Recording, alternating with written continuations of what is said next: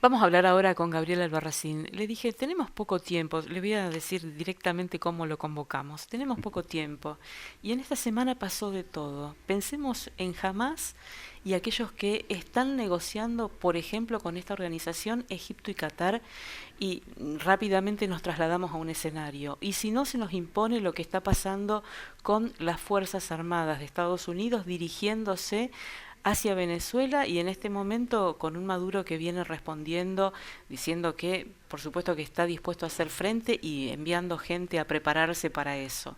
O el escenario que digamos más comúnmente aparece en los medios, el que tuvo que ver con la reunión que encontró al presidente de los Estados Unidos, con el mandatario ruso y después con el referente ucraniano. Entonces, ¿por qué pasa tanto? ¿Esto está relacionado a una sola figura que es Trump, como parece, o no, Gabriel Albarracín? No, no, no, a ver, ¿cómo decirle?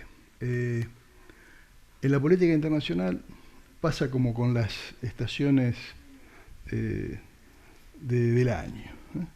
Digamos que en invierno en la Antártida no salen los picaflores, ¿eh? Salen los pingüinos, por usar una metáfora. Una imagen rápida, Claro, digamos. sucede que lo que está facilitando lo que estamos viendo es una puja por centralidad geopolítica que ya hace al menos desde el 2008, después de la crisis financiera de ese año, que se viene haciendo cada vez más nítida entre Oriente y Occidente.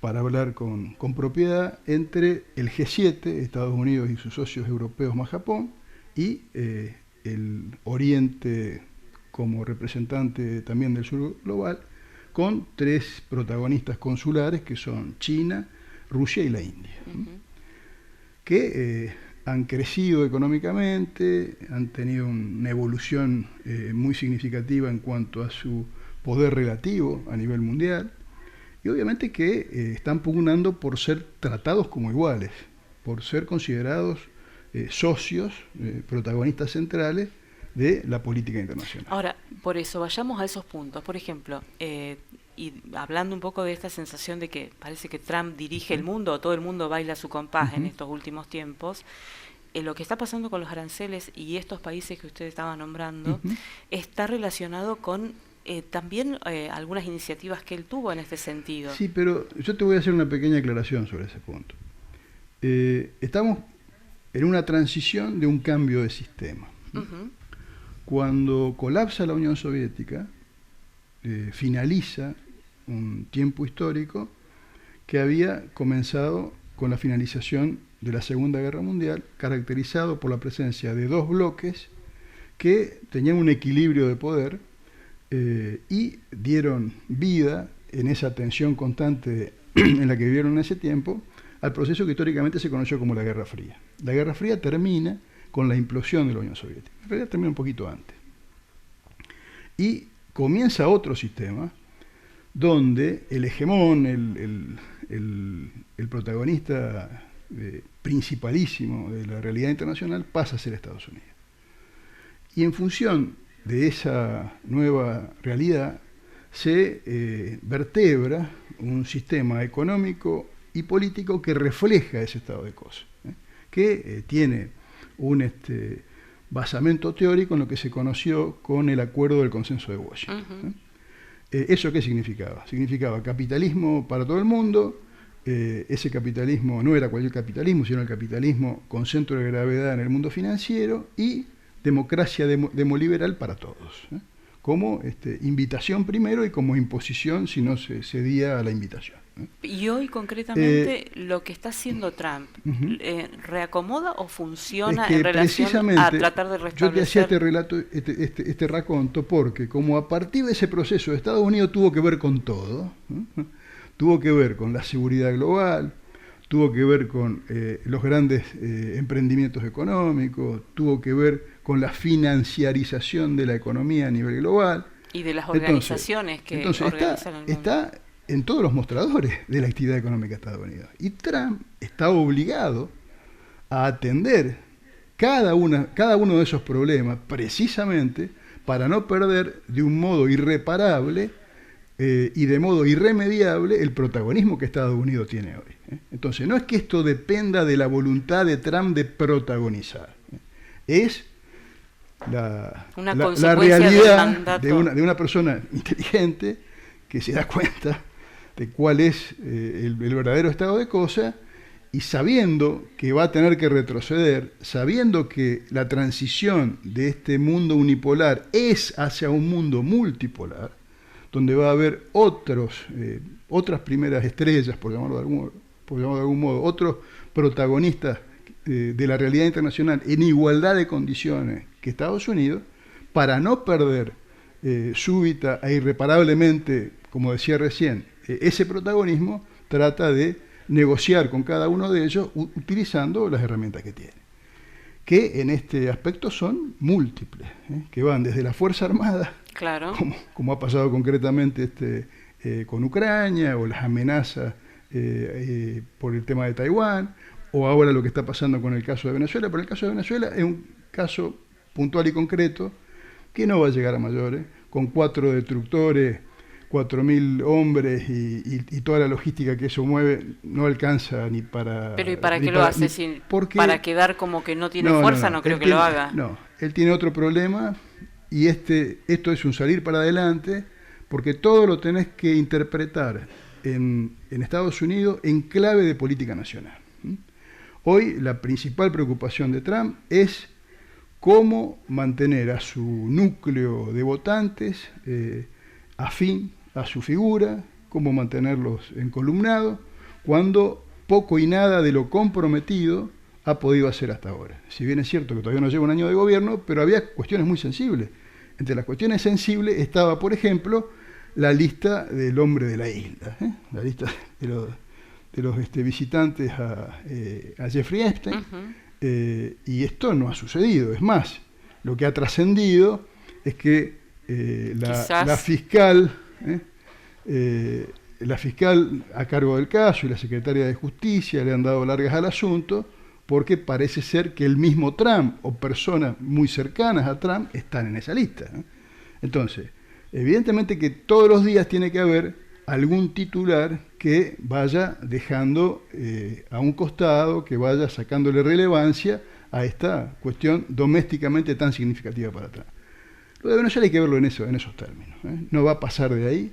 Pero no está relacionado con la situación de Maduro instalado en el poder fuera de lo que dictaron las urnas. Perdón. Ahí, como si Maduro fuera el único dictador. Como si el único. Claro que no. Entonces, y es más, el hecho concreto es que Venezuela tiene su propio régimen político, como lo tiene Cuba, más allá de que nos guste a nosotros, nos disguste a nosotros. Existe en el ámbito de las relaciones internacionales para todos los países que son miembros de la Organización de Naciones Unidas la igualdad soberana, el derecho a demandar la no intervención en sus asuntos internos, y punto. Todo lo demás es propaganda, todo lo demás es acción psicológica. El problema de Venezuela es un problema de los venezolanos, que además y en son el pato de la boda, porque en función de eso están pagando por el aislamiento económico y por las sanciones que ya lleva prácticamente, comenzó con Obama en el año 2016, ya son prácticamente 10 años de sanciones que tiene Venezuela. Y ahí no se hablaba del narco, se hablaba de un peligro inusual y extraordinario, que es lo mismo que ahora utilizó Trump para volver a recalificar al gobierno de Venezuela en esa posición, en esa situación. Pero es muy difícil creerle y poco oficioso darle crédito a una versión del gobierno norteamericano que imputa actividad narco a un gobierno, porque sabemos que esto ha sido utilizado de modo sistemático para descalificar a gobiernos que no son de su agrado. Citemos el caso de Noriega, sin ir más lejos. Citemos el caso de los talibanes, sin ir más lejos. Yo te he mandado una entrevista que le ha hecho recientemente Tucker Carlson a un militar reservista, devenido a periodista, egresado también como abogado, que ha estudiado este asunto y la implicación directa que tienen las fuerzas especiales y las Fuerzas Armadas de Estados Unidos en el contrabando ilegal de droga a su propio país, a su propio país. Entonces, acá no hay cártel más grande, ni hay narcotraficantes más grandes que los que están en Estados Unidos.